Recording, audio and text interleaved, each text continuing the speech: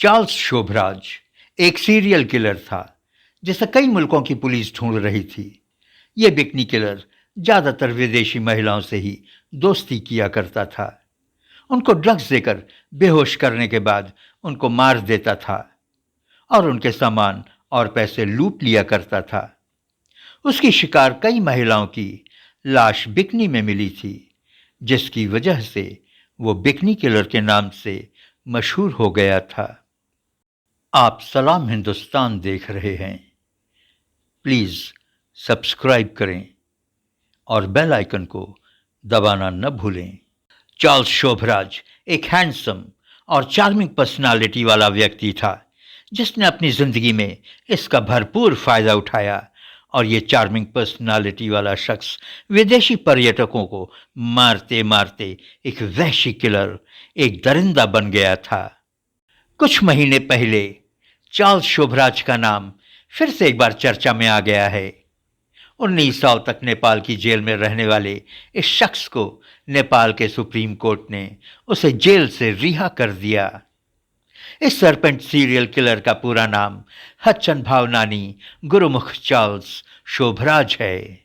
Charles की मां Vietnam की रहने वाली थी और उसके पिता भारतीय मूल के थे। दोनों की ज्यादा पटी नहीं और दोनों अलग रहने लगे। चार्ल्स 1944 में वियतनाम के साइगॉन में पैदा हुए थे। उस समय चारों तरफ युद्ध का माहौल था और यह शहर जापानियों के कब्जे में था। शोभराज की मां को एक ठिकाना चाहिए था। शोभराज के पिता से अलग होने के बाद उन्हें अकेलापन काटने लगा था। उन्होंने वहां पर तैनात एक फ्रांसीसी फौजी से शादी कर ली और इस तरह शोभराज अपनी मां के साथ फ्रांस पहुंच गए। डॉन को 11-11 मुल्कों की पुलिस ढूंढ रही है। इस डायलॉग से तो आप वाकिफ होंगे। बिल्कुल यही स्थिति चार्ल्स शोभराज की थी। ग्रीस, तुर्की, Iran, France, Thailand, Myanmar, Nepal और भारत की पुलिस उसकी तलाश कर रही थी। लेकिन यह शातिर क्रिमिनल नौ देशों की पुलिस को चकमा देता रहा और उनकी पकड़ से दूर रहा। 1970 के दशक में यह दरिंदा, ये ठग अलग अलग देशों में जाकर विदेशी सैलानियों को शिकार बनाता रहा, उन्हें मौत के घाट उतारता रहा। उसके शिकार ज्यादातर यूरोप और अमेरिका के सैलानी होते थे। उसके शिकार में भारत, नेपाल और थाईलैंड की भी कई लड़कियां रही हैं। 6 भाषाओं में महारत हासिल थी इस बहरूपिये को। जुर्म की दुनिया का ऐसा शायद ही कोई गुनाह होगा जो उसने न किया हो। उसके बारे में यह मशहूर था कि वह सांप की तरह अपने शिकार को अपने कुंडली में जकड़ लिया करता था।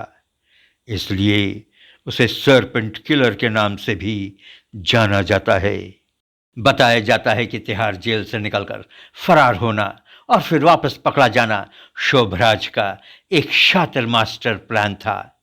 लेकिन जिस तरह से उसने तिहाड़ जेल से भागने में सफलता हासिल की, ये कहानी जुर्म की दुनिया में एक मिसाल के तौर पे देखा जाता है। विदेशी महिला सैलानियों को वो अपना शिकार बनाया करता था, ये कम दिलचस्प बात नहीं है। शोभराज उनको ड्रग्स और नशीली दवाओं को उपलब्ध करवाता था और उसके बाद उनसे शारीरिक संबंध बनाता था। बाद में उनको मौत के घाट उतारकर उनके पैसे और कीमती सामान जैसे कीमती कैमरे वगैरह लेकर रफू चक्कर हो जाया करता था। कहा जाता है कि शोभराज पहली बार 18 साल की उम्र में जेल गया था। फ्रांस के इस जेल में वो काफी खतरनाक कैदियों के बीच में रहा। नतीजा ये हुआ कि उसके अंदर से अपराध और जेल दोनों का खौफ निकल गया। इस वाकया के बाद वो इतना शातिर हो गया कि जब भी वो जेल जाता, कोई न कोई तिकड़म लगाकर वो जेल से फरार हो जाता और पुलिस देखती रह जाती थी। 1971 में चार्ल्स शोभराज ग्रीस के रोड्स पुलिस स्टेशन की छत से कूदकर भाग निकला था। वहां से वो मुंबई पहुंचा, जहां उसे लूट और चोरी के इल्जाम में पुलिस ने अरेस्ट किया। लेकिन अपेंडिक्स की शिकायत कर और पेट में दर्द का बहाना बनाकर वो हॉस्पिटल में एडमिट हुआ। यहां से भी वो पुलिस को चकमा देकर फिर से भाग गया। 1972 में शोभराज हिंदुस्तान से काबुल पहुंचा। वहां की पुलिस ने भी उसे अरेस्ट कर जेल में डाल दिया। शोभराज ने जेल कर्मियों को नशीला पदार्थ खिलाकर वहां से भी रफू चक्कर हो गया। 1975 में वो फिर ग्रीस पहुंचा, जहां पुलिस ने उसे फिर से पकड़कर वहां के सबसे खतरनाक जेल, जो कि अंजीना टापू पर था, बंद कर दिया। कहा जाता है कि इस जेल से भागना बिल्कुल ही नामुमकिन है, क्योंकि ये टापू है और चारों तरफ पानी ही पानी है, यानी कि दूर दूर तक समुंदर। लेकिन शोभराज यहां भी पुलिस की आंखों में धूल झोंक कर फरार हो गया। चार्ल्स शोभराज अपने जन्मदिन को मनाने के उपलक्ष्य में तिहाड़ जेल के सभी कैदियों और सिपाहियों को नशीली मिठाई खिलाई। जहरीली मिठाई ने अपना असर दिखाया और शोभराज चाबी से जेल का फाटक खोलकर गोवा फरार हो गया था।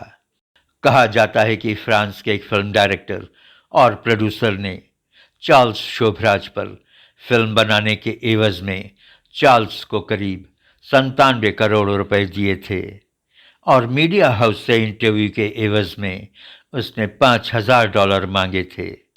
अपने चार्म और अपने तेज दिमाग की वजह से चार्ल्स ने एक हीरो का दर्जा हासिल कर लिया था।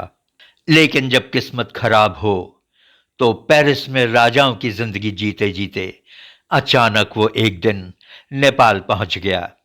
नेपाल में वो पकड़ा गया और देश की सुप्रीम कोर्ट ने उसे 20 साल की सजा सुनाई। इस बार चार्ल्स की एक न चली, और जब कुछ समय पहले 17 साल की सजा पूरी हुई तो अच्छे चाल चलन की वजह से नेपाल की सुप्रीम कोर्ट ने उसे रिहा कर फ्रांस डिपोर्ट कर दिया। इतना बड़ा कतली, इतना बड़ा जालसाज, इतना बड़ा बहरूपिया, उसके हैरत अंगेज कारनामे, इतना ग्लैमर कंट्रोल करता था। उसकी आंखों में इतनी कशिश थी कि लड़कियां उस पर न्यौछावर हो जाया करती थीं। उस पर फिल्में बनी। कानून को धत्ता बताने वाला ये शख्स, दुनिया की सरकारों और पुलिस वालों की आंखों में धूल झोंकने वाला ये व्यक्ति कैसा होगा? साधारण आदमी के दिमाग के सोचने के परे की बात है।